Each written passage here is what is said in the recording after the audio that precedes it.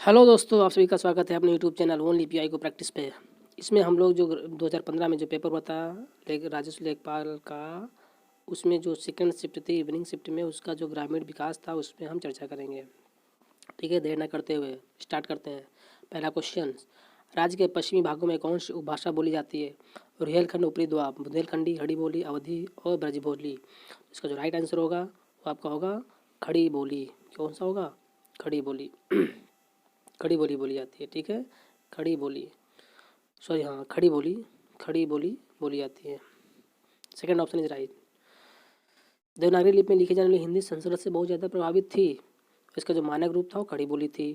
हिंदी की शब्दावली मुख्यतः संस्कृत से ही ली गई हैं। ठीक है, तो ये जो है अवधी मध्ययुपी में बोली जाती है।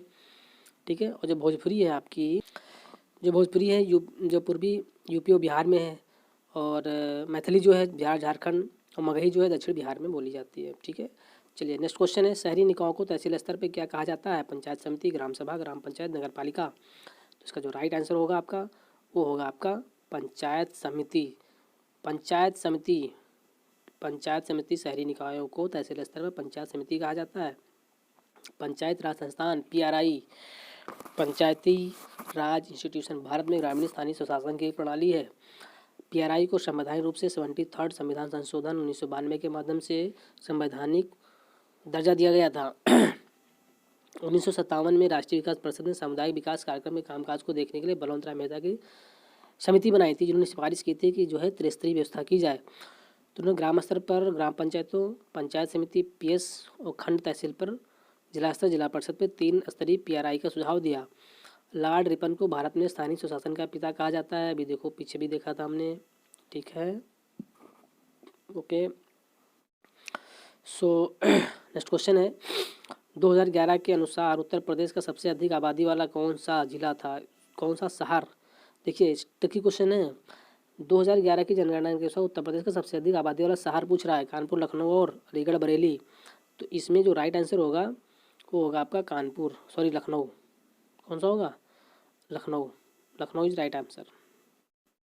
ठीक है, लखनऊ। तो लखनऊ एक महानगरीय आबादी वाला उत्तर प्रदेश का सबसे अधिक आबादी वाला शहर, जिसकी आबादी 28.2 लाख है 2011 की जनगणना के अनुसार। ठीक है, और 2011 की जनगणना के अनुसार उत्तर प्रदेश जनसंख्या कितनी है? 19.98 करोड़, जिसकी 10 की वृद्धि है 2.23, 20.23%। और जो उत्तर प्रदेश जनसंख्या है भारत की 16.50 है। और लखनऊ, कानपुर, गाजियाबाद, मेरठ, आगरा, लखनऊ, कानपुर, गाजियाबाद, आगरा, मेरठ, ये आबादी का घटता हुआ क्रम है उत्तर प्रदेश में। ये सभी क्वेश्चन पूछे जाते हैं कि उत्तर प्रदेश की जनसंख्या भारत में कितने प्रतिशत है? 16.50। उत्तर प्रदेश की कुल जनसंख्या में जो है 10 की वृद्धि कितनी है? 20.23। ठीक है, अगला क्वेश्चन, केंद्र सरकार के सामने प्रस्तुत हलिया सी रंगराजन रिपोर्ट के अनुसार एक व्यक्ति जो ग्रामीण क्षेत्र में इतने रुपए से अधिक खर्च करता है गरीब नहीं माना जाएगा। 32, 43, 50, 26। तो भैया ग्रामीण क्षेत्र में जो 32 रुपये से ज़्यादा खर्च करता है वो गरीब नहीं माना जाएगा। है हंसने वाली बात। 32 रुपये तो लोग मसाला खा के थूक देते हैं आजकल ग्रामीण क्षेत्रों में, बट जो समिति बनी थी इन्होंने माना था कि 32 रुपये से ज़्यादा जो खर्चा करे गरीब नहीं माना जाएगा। कौन थे? डॉक्टर सी रंगराजन की अध्यक्षता में विशेषज्ञ समूह का गठन किया गया था 2012 में योजना आयोग के द्वारा। तो इन्होंने अपनी रिपोर्ट दी थी जून 2014 में, जो इन्होंने माना कि ग्रामीण क्षेत्र में 32 रुपये खर्च करने वाले लोग गरीब नहीं हैं, और शहरी क्षेत्र में जो 47 रुपये खर्च करते हैं वो गरीब नहीं है। 47 रुपये का तो 1 लीटर दूध आता है आजकल, समझ रहे हैं ना आप, उससे ज़्यादा ही। तो ये था आपका हिसाब किताब, देख लीजिएगा। उत्तर प्रदेश के निम्नलिखित शहरों में कौन सा अधिकतम पीतल उत्पाद का निर्यात करता है? मुरादाबाद, वाराणसी, कानपुर, लखनऊ। तो इसमें बहुत जी है, पीतल नगरी मुरादाबाद सभी लोग जानते होंगे। पीतल नगरी मुरादाबाद। ठीक है, वाराणसी भी तो फेमस है, कानपुर आपका है, लखनऊ भी है आपका, सिल्क सिटी लखनऊ से नाम से जानता है। यहाँ पर आपकी वो होती है, कानपुर तो चमड़ा उद्योग होता ही है ना। और चलिए देख लीजिए, फरीदाबाद, फरीदाबाद ये पड़ता है, फरीदाबाद, फरीदाबाद आपका हरियाणा में पड़ता है। फिरोजाबाद पड़ता है उत्तर प्रदेश में, जो फिरोजाबाद कांच के लिए प्रसिद्ध है, कांच के उद्योग के लिए, चूड़ियों के लिए। वाराणसी आपका सिल्क की साड़ी, कानपुर चमड़ा, लखनऊ इत्र व किम, इत्र व किवम, जैसे इत्र के लिए कन्नौज फेमस है आपका। उत्तर प्रदेश कितने जिलों में बांटा गया है? तो बहुत ईजी है आपका, उत्तर प्रदेश 75 या 85 95 65, तो उत्तर प्रदेश को 75 जिलों में बांटा गया है। ठीक है, उत्तर प्रदेश के 18 मंडल हैं और 75 जिलों में विभाजित किया गया है। अंबेडकर विश्व रोजगार योजना के तहत परियोजना की इकाई लागत कम से कम इससे कम नहीं होनी चाहिए। तो किससे कम नहीं होनी चाहिए भैया? 50,000 रुपये से कम नहीं होनी चाहिए। ठीक है, ये आप देख लीजिए, हमने दे दिया है। नेक्स्ट क्वेश्चन, सुल्तानपुर ने सामाजिक वानिकी योजना के कुशल कामकाज के लिए केंद्रीकृत डेटाबेस की समस्या को हल करने के लिए पहल की है। किसने पहल की है? राष्ट्रीय नमूना सर्वेक्षण संगठन ने, जिला उद्योग केंद्र, क्षेत्रीय ग्रामीण बैंक या नेशनल इन्फॉर्मेटिक्स सेंटर NIC। तो जो राइट आंसर होगा आपका यही हो जाएगा आपका। ठीक है, दिस इज NIC। तो राष्ट्रीय सूचना विज्ञान केंद्र 1976 में स्थापित किया गया था, जो पिछले 4 दशकों से सरकार को ICT और गवर्नेंस, मतलब इंफॉर्मेशन टेक्नोलॉजी और गवर्नेंस की सहायता प्रदान करने के लिए डिजिटल डिवाइडेड को पाटने में स्तरबद्ध अनुभव कर रहा है। ठीक है, अगला क्वेश्चन है, उत्तर मध्य रेलवे का मुख्यालय कहाँ है? तो उत्तर मध्य रेलवे का जो मुख्यालय होगा आपका कहाँ पर होगा? इलाहाबाद। उत्तर प्रदेश में 2 मुख्यालय है आपका, एक पूर्वोत्तर रेलवे गोरखपुर और उत्तर रेलवे इलाहाबाद।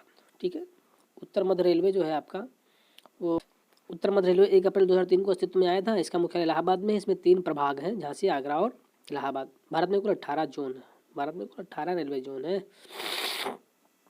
ओके, भारत के किस शहर को दुनिया का सबसे पुराना शहर माना जाता है? कुशीनगर, वाराणसी, आगरा और सारनाथ। तो भारत के किस शहर को दुनिया का सबसे पुराना शहर माना जाता है? तो सबसे पुराना शहर वाराणसी को माना जाता है। मंदिरों की नगरी है भैया ये वाराणसी, काशी विश्वनाथ मंदिर यहीं पर है। ठीक है, वाराणसी से इतिहास से पुराना है, परंपरा से पुराना है, यहाँ तक कि किंवदंती से भी पुराना है और सभी के साथ दोगुना पुराना दिखता भी है। पवित्र काशी के प्राचीन जनपद राज्य की राजधानी थी। कई महान आध्यात्मिक शिक्षक वाराणसी से जुड़े हैं। सारनाथ में हिरण पार्क में बुद्ध ने पहला उपदेश दिया था। पार्श्वनाथ जैन के 24 तीर्थंकर में से 23वें इस शहर में 8वीं शताब्दी में पैदा हुए थे। वाराणसी धरती पर स्वर्ग का अवतार है। वाराणसी गंगा नदी के किनारे स्थित है। संगीत का शहर वर्ष 2015 में यूनेस्को की तरफ से क्रिएटिव सिटीज नेटवर्क के तहत वाराणसी शहर को दिया गया था। चलिए अगला क्वेश्चन है, चमड़े के सामान के लिए प्रसिद्ध जिला कौन सा है? बहुत ईजी है, आगरा, कानपुर, सोनभद्र, इलाहाबाद, जौनपुर, रामनगर, मुरादाबाद, लखनऊ। तो सिंपल सा इसमें ऑप्शन कौन सा होगा आपका? ये option is right, Agra, Kanpur चमड़े उद्योग के लिए फेमस है। ठीक है, इसको देख लीजिए, कानपुर को क्या कहते हैं? पूरब का मैनचेस्टर बोला जाता है। ठीक है, अगला क्वेश्चन है, इंदिरा आवास योजना राज्य सरकार के साथ केंद्र समर्थित योजना का लागत शेयरिंग अनुपात क्या है? जब कोई योजना चलती है तो उसमें डिसाइड किया जाता है कि कितना केंद्र सरकार खर्च करेगी, कितना राज्य सरकार खर्च करेगी। ठीक है, तो इसका जो रेशियो रहता है वो 15 और 25 रहता है। 15-25, 90-10 रहता है आपका। जो आपके वो होते हैं राज्य, पहाड़ी या विशेष राज्य होते हैं, और जो केंद्र शासित होते हैं उस पर तो 100% केंद्र ही खर्च करता है, केंद्र शासित प्रदेश UT में। अगला क्वेश्चन है, इंदिरा आवास योजना जो जवाहर रोजगार योजना का घटक हुआ करती थी, 1997-98 के बाद एक स्वतंत्र योजना बन गई। ठीक है, तो 75 और 85 के अनुपात में खर्च किया जाता है। देख लीजिएगा, भूमि कृषि का रिकॉर्ड क्या है? गिरदावरी, पंचनामा, जमाबंदी, खतौनी। तो इसमें खतौनी जो है वो भूमि का एक रिकॉर्ड होता है। खतौनी भूमि कृषि का रिकॉर्ड है। खतौनी को विभिन्न क्षेत्रों के विभिन्न खातों के साथ एक पुस्तक कहा जाता है। खतौनी एक बहुत उपयोगी दस्तावेज है जिसके द्वारा किसी भी क्षेत्र की स्थिति को पूर्ण विवरण पटवारी से प्राप्त किया जा सकता है। पटवारी भैया कौन होते हैं? यही लेखपाल जिसकी तुम तैयारी कर रहे हो। तो जमाबंदी क्या है? एक दस्तावेज भी होता है जो रिकॉर्ड ऑफ राइट्स के साथ साथ खेती स्वामित्व रिकॉर्ड भी शामिल होता है। तो भूमि का पंचनामा भूमि के भौतिक कब्जे से दूर करता है। ठीक है, एक बिस्वा एक बीघा का अनुपात क्या होता है? एक बिस्वा एक बीघा का अनुपात जो होता है एक बिस्वांशी होता है। बिस्वांशी, एक बिस्वा में कितने, एक बीघा में जो होते हैं वो 24 बिस्वा होते हैं। ठीक है, एक बिस्वा वास्तव में एक बीघा का एक 20वां हिस्सा होता है, 20वां हिस्सा होता है। ठीक है, एक एकड़ के कितने वर्ग गज बराबर होते हैं? एक एकड़ जो है आपका वो कितने वर्ग गज के बराबर होता है? तो भैया जो एक एकड़ होता है आपका, भाइयों, दोस्तों, मित्रों, वो आपका होता है एक एकड़ के बराबर होता है 4840 वर्ग गज एक एकड़ के बराबर होता है। ठीक है, ये है इसमें, आप देख लीजिएगा। NREP का फुल फॉर्म क्या होता है? National rural employment guarantee programme. Means इस हिसाब से आपका सही हो जाएगा सी, राष्ट्रीय ग्रामीण रोजगार गारंटी कार्यक्रम। क्लियर है? अगला क्वेश्चन, महात्मा गांधी रोजगार गारंटी अधिनियम 2005 श्रम कानून और सामाजिक सुरक्षा उपाय है, जिसका उद्देश्य काम के अधिकार की गारंटी देना है। 1 अप्रैल 2008 से नरेगा को भारत के सभी जिलों को कवर करने के लिए तैयार किया गया था। विश्व विकास रिपोर्ट 2014 में विश्व बैंक ने इसे ग्रामीण विकास का एक शानदार उदाहरण कहा था। ठीक है, तो जिला अस्पताल के नेक्स्ट क्वेश्चन है आपका, जिला अस्पतालों के लिए भारतीय सार्वजनिक स्वास्थ्य मानकों के अनुसार 10 लाख की आबादी पर जिले में कम से कम कितने बेड होने चाहिए? तो जिले में अगर हम 10 लाख आबादी वाले बात करें तो 10 लाख की आबादी पर जिले में कम से कम 300 बेड तो होने ही चाहिए, 300 बेड होने चाहिए। This is the right answer. Okay, फिर है घरेलू व्यक्तिगत सौर वाटर हीटर के लिए वित्तीय सहायता योजना के तहत उत्तर प्रदेश राज्य में क्या प्रोत्साहन दिए गए? कर में छूट, कर में रियायत दी गई या छूट दी गई, या कर रिलीज या रियायत? तो भैया छूट दी गई है ना, देख लो किसी किसी टर्मोलॉजी यूज की गई है, पढ़ लेना इसको। उत्तर प्रदेश की मुख्य वाणिज्यिक फसल कौन सी है? तो भैया मुख्य वाणिज्यिक फसल तो पता ही कौन सी होती है, गन्ना है उत्तर प्रदेश में, जो उत्पादन में पहला स्थान है। उत्तर प्रदेश की मुख्य वाणिज्यिक फसल गन्ना है। कुल 24.09 मिलियन हेक्टेयर क्षेत्रफल उत्तर प्रदेश भूमि क्षेत्र के मामले में भारत का 5वां सबसे बड़ा राज्य है। ठीक है भैया, गांव के वार्डों से किसी गांव में कितने सदस्य चुने जाते हैं जिसे पंच कहा जाता है? तो जो पंच होते हैं उन्हें 7 से 17 सदस्य चुने जाते हैं, जिन्हें हम पंच कहते हैं। ठीक है, एक ग्राम पंचायत में 7 से 17 सदस्य होते हैं जिन्हें गांव के वार्डों से चुना जाता है और जिन्हें हम पंच कहते हैं। तो गांव के लोग एक पंच का चयन करते हैं, जिसमें 1/3 सीटें महिला उम्मीदवारों के आरक्षित होती हैं, 33%। ठीक है, चलिए अगला क्वेश्चन है, उत्तर प्रदेश उच्च न्यायालय के मुख्य न्यायाधीश को, देखो क्वेश्चन कैसे मतलब उलट फेर करते हैं लैंग्वेज में। कौन भैया? हाईकोर्ट में मुख्य न्यायाधीश की नियुक्ति कौन करता है? भारत का राष्ट्रपति करता है। उत्तर प्रदेश हो चाहे उत्तराखंड हो, उससे कोई फर्क नहीं पड़ता। ठीक है, चलिए तो देख लीजिए, बहुत बढ़िया क्वेश्चन से पढ़ लीजिएगा। जो उत्तर प्रदेश इलाहाबाद हाईकोर्ट है, वर्तमान में इलाहाबाद में उच्च न्यायालय के न्यायाधीशों की संख्या 160 है, जो भारत में सबसे ज़्यादा है। ठीक है, और इसकी एक जो है खंडपीठ है जो लखनऊ में स्थापित की गई है, सबको पता ही है।